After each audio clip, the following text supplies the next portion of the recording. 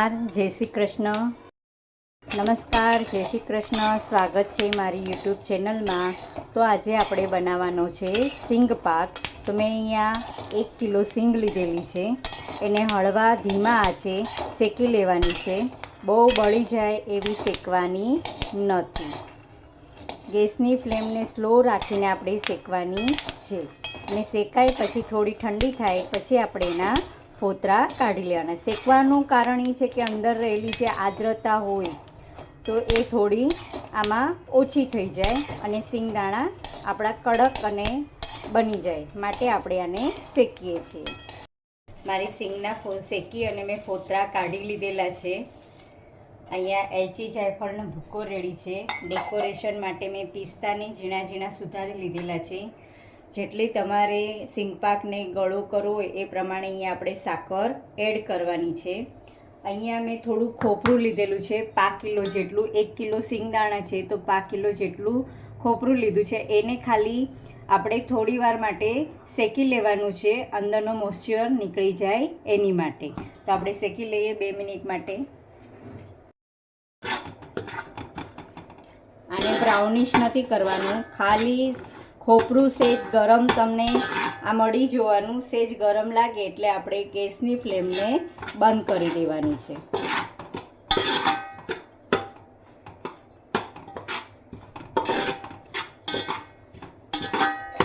બે મિનિટથી વધારે શેકવાનું નથી. ગેસની ફ્લેમને બંધ કરી દઈશું.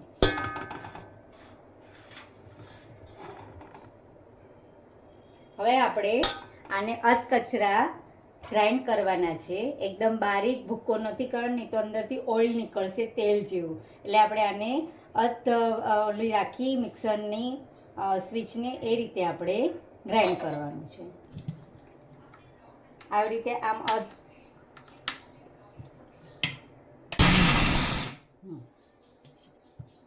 આ રીતે આપણે અધકચરા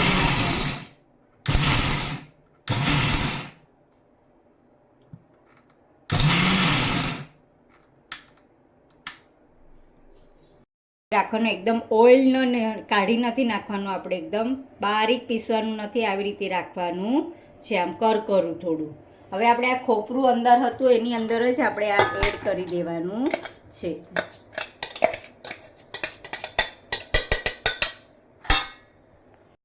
ખોપરા અને સિંગનો ભૂક્કો મેં જે પીસીને રાખ્યો હતો એને આવી રીતે એમનામ જ હલાવી નાખવાનું છે, કારણ કે ખોપરું આપણે શેકું ગરમ કરેલું હતું એટલે. ગેસની ફ્લેમને બંધ જ રાખવાની છે.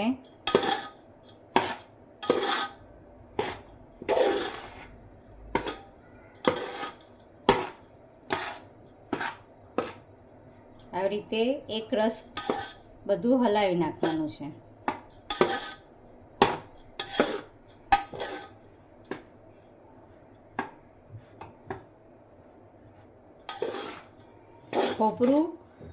ખોપરાનો ભૂકો અને સિંગદાણાનો ભૂકો એક રસ કરી દેવાનો છે.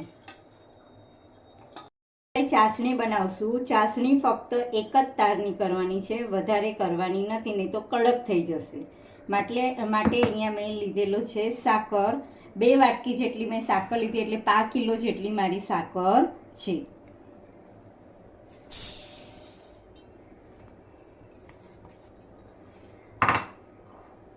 સાકર ડૂબે એટલું જ પાણી આપણે એડ કરવાનું છે. દઈશું થોડી વાર આપણે ફ્લેમને ફાસ્ટ રાખશું.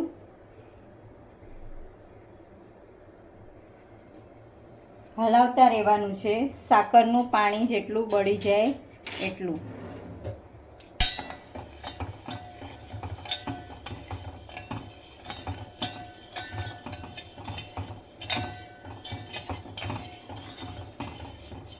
સાકરનું પાણી પરપોટા રૂપે બળવા દેવાનું છે, અને પરપોટાનું આવતા બંધ થઈ જશે ત્યારે આપણી એક તારની ચાસણી થશે.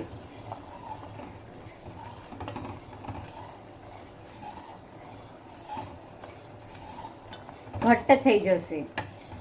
આ તમને પતલું દેખાય છે. અને હું હમણાં જો તમને ચેક કરીને બતાવું, નહીં થાય,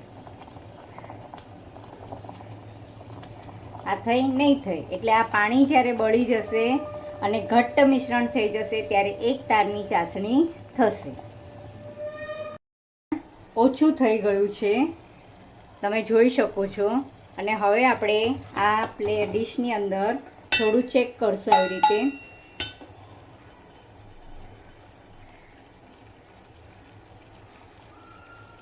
આવી રીતે ફેલાય નહીં, પ્રસરે નહીં, તો આપણી એક તારની ચાસણી રેડી થઈ ગઈ હશે. જુઓ,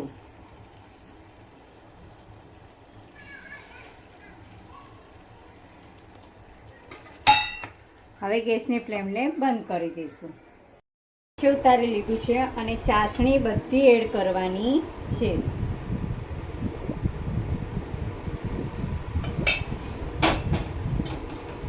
થોડી મેં રહેવા દીધી છે, પછી એવું લાગે તો એડ કરશું.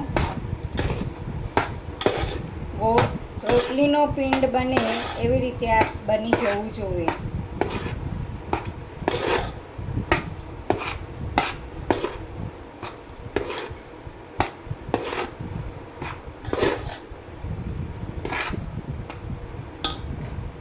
બાકી જે વધેલી હતી એને પણ હું નાખી દઉં છું.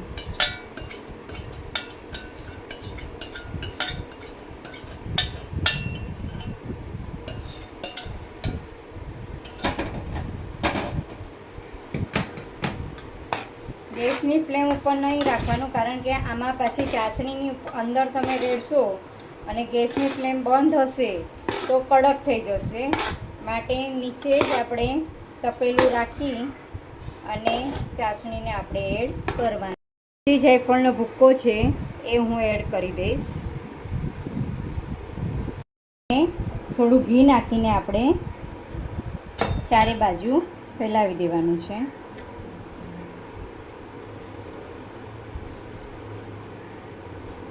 થોડું પાછળ છાલિયાને પણ ઘી લગાડી દેવાનું છે.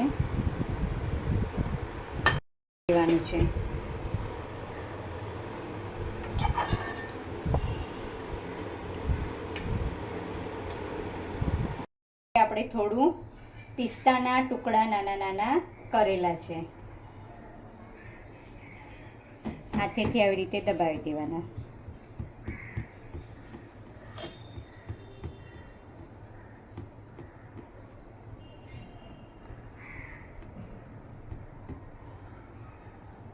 હવે આપણે આને ઠરવા દઈશું, પછી આપણે કાપા પાડવાના છે. એ જ રીતે હવે આપણે બીજામાં કરશું. અહીંયા મારા આ 2 સિંગ પાકની થાળી રેડી થઈ ગઈ છે અને થોડી ઠંડી થઈ ગઈ. હવે હું કાપા પાડું છું. સાઈઝ અનુસાર તમારે નાના મોટા જે કાપા પાડવા એવી રીતે પાડી શકો છો. આ રીતે પાડવાના છે. મેં મીડિયમ રાખેલા છે, બહુ નાના નહીં, બહુ મોટા નહીં.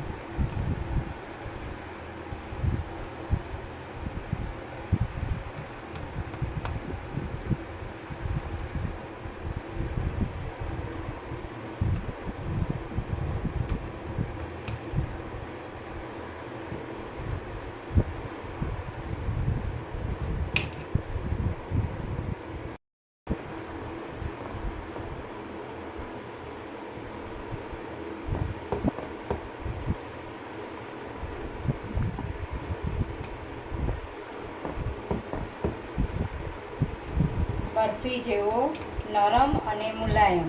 તમારે 2-3 દિવસ માટે જો રાખવો હોય તો તમે આમાં થોડી મલાઈ પણ એડ કરી શકો છો. મેં આમાં મલાઈ એડ નથી કરી, કારણ કે મારે 5-6 દિવસ રાખવાનું છે.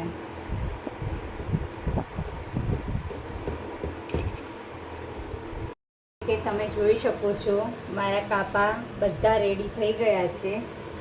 ઓછા ઘીમાં સુંદર આપણે આવી રીતે સિંગપાક બનાવી શકીએ. જે છોકરીઓ મોળાકાર, જયા પાર્વતી કે કોઈ ઉપવાસ હોય એમાં પણ આપણે ટિફિન તરીકે 2 બટકા આપણે આપી શકીએ છીએ, જેથી પાણી જલું થઈ જાય. માટે આ રીતે આપણે સિંગપાક બનાવીએ છીએ. પીસ પાડી અને સિંગપાકને રેડી કરી દીધેલું છે. આ રીતે તો તમને મારો સિંગ પાક કેવો લાગ્યો છે એકવાર જરૂરથી બનાવી અને બનાવવા પ્રયત્ન કરજો અને કમેન્ટ બોક્સની અંદર જરૂરથી કમેન્ટ કરજો. Thank you very much.